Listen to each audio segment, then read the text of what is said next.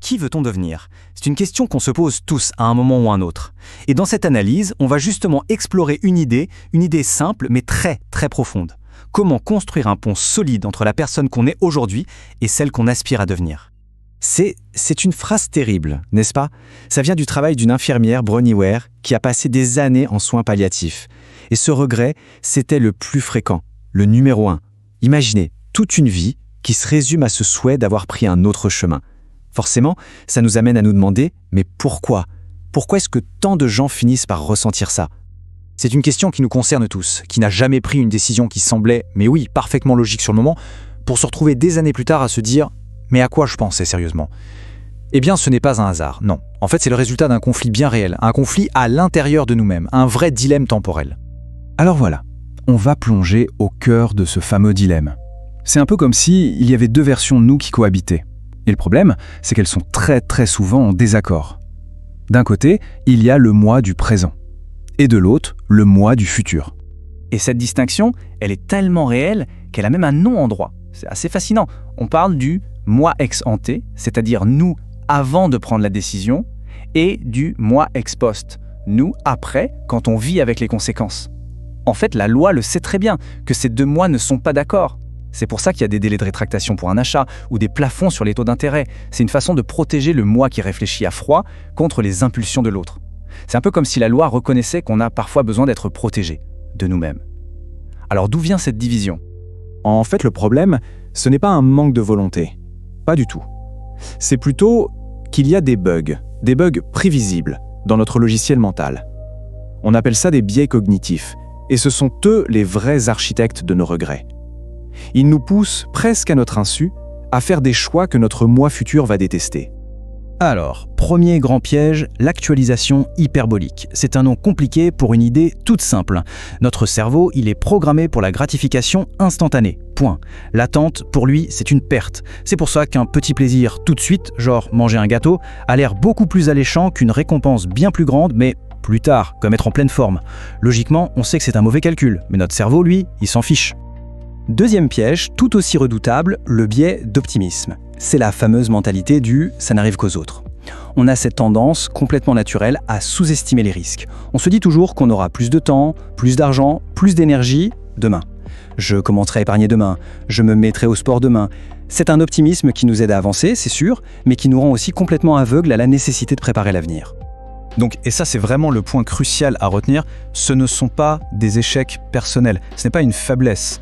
C'est juste la condition humaine. C'est comme ça qu'on est câblé. Et le simple fait de reconnaître ces pièges, eh bien c'est déjà la toute première étape pour les déjouer. Et c'est justement là qu'arrive cette idée de construire un pont. Ok, alors comment on fait concrètement? Comment on renforce ce lien avec la personne qu'on va devenir un jour? Heureusement, la psychologie a quelques outils assez puissants à nous proposer. Et voici la clé. Ça s'appelle la théorie des niveaux de représentation. Ça a l'air un peu technique, mais l'idée de base est super simple. Plus un événement est loin de nous, plus on y pense de manière abstraite. Et quand je dis loin, ça peut être dans le temps, dans l'espace, ou même socialement. Cette distance, elle change radicalement notre façon de voir les choses. Regardez, c'est très clair. Quand on pense à une tâche pour demain, on pense concret. Comment je vais faire ça? Mais quand on pense à un objectif dans 10 ans, on devient tout de suite très abstrait. Pourquoi c'est important pour moi? Le truc, la clé pour construire notre pont, c'est d'inverser cette tendance. Il faut commencer à penser au comment de nos grands objectifs lointains. Les rendre réels, tangibles, les amener ici, maintenant. Écoutez bien ça. C'est Daniel Kahneman, à prix Nobel quand même, qui le dit. Pour lui, la qualité numéro 1 pour bien gérer son argent, c'est d'avoir un sens bien calibré de son regret futur. Autrement dit, c'est la capacité à ressentir, aujourd'hui, le regret qu'on pourrait avoir demain. C'est une question d'empathie en fait. Il faut développer de l'empathie pour son moi du futur, s'en soucier comme on se soucierait d'un ami très cher. Bon, assez de théorie, passons à la pratique. Comment on applique tout ça au quotidien? Surtout quand il s'agit de nos deux ressources les plus précieuses, notre temps et notre argent. Pour ça, on peut s'inspirer de la sagesse des stoïciens, comme Sénèque. C'est une sagesse intemporelle. L'idée de base, c'est que pour bien choisir pour le futur, il faut d'abord être maître de son présent. En planifiant, en limitant les distractions et surtout en étant vraiment ancré dans l'instant, eh bien c'est là qu'on crée l'espace mental. L'espace nécessaire pour enfin entendre la voix de notre moi futur. Et maintenant, parlons argent. Parce que c'est un sujet où on se trompe très souvent de but. Morgan Housel le dit très bien, le véritable objectif de l'argent, ce n'est pas d'en accumuler le plus possible. Non, son vrai but, c'est de nous donner de la liberté, de l'indépendance. Et le contraste est saisissant. Soit on voit l'argent comme un outil, ce qui permet de construire son indépendance, de contrôler son temps, bref, de bâtir une vie qui a du sens pour soi. Soit on le voit comme un maître, un instrument pour se mesurer aux autres. Et ça, c'est une course sans fin, une course épuisante, parce qu'il y aura toujours quelqu'un qui a plus. C'est un jeu qu'on ne peut pas gagner. Et il y a une certaine urgence à tout ça. Ce n'est pas pour mettre à la pression, mais regardez ce chiffre. Des études très sérieuses montrent que notre capacité à prendre de bonnes décisions financières, elle atteint un pic, vers 53 ans. Et après, ça décline. Ça veut dire une chose, le meilleur moment pour commencer à construire ce pont, c'était hier. Le deuxième meilleur moment, c'est maintenant. Chaque jour compte. Parce qu'au final, le but de tout ça, ce n'est pas juste d'éviter les regrets, c'est plus grand que ça. C'est de construire une vie qui soit vraiment épanouie. Et pour y arriver, il y a une dernière distinction. Une distinction essentielle à comprendre.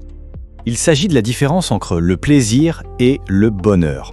Le moi du présent, lui, c'est un chasseur de plaisir. Le plaisir, c'est rapide, c'est intense, c'est facile, c'est addictif. Le bonheur, c'est tout autre chose. C'est plus calme, plus durable, plus profond.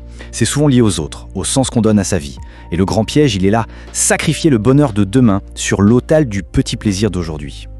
Voilà, on a fait le tour. Pour résumer le chemin, d'abord, on reconnaît les pièges de notre propre esprit. Ensuite, on apprend à développer de l'empathie, de la bienveillance pour cette personne qu'on sera plus tard. On commence à voir l'argent comme un outil de liberté, pas comme une fin en soi. Et enfin, on fait le choix conscient de viser le bonheur à long terme plutôt que le plaisir immédiat. Au fond, tout se résume à ça. C'est aussi simple et aussi compliqué. La vie est une succession de choix. Et chaque jour, avec des centaines de toutes petites décisions, on est en train de sculpter la personne que l'on va devenir. Et donc, la question finale à se poser, c'est celle-ci. Quel pont est-on en train de construire aujourd'hui pour la personne que l'on sera demain ? Car la qualité de notre futur, elle ne dépend pas de la chance, pas vraiment. Elle dépend des ponts qu'on choisit de bâtir ou de ne pas bâtir à partir de maintenant.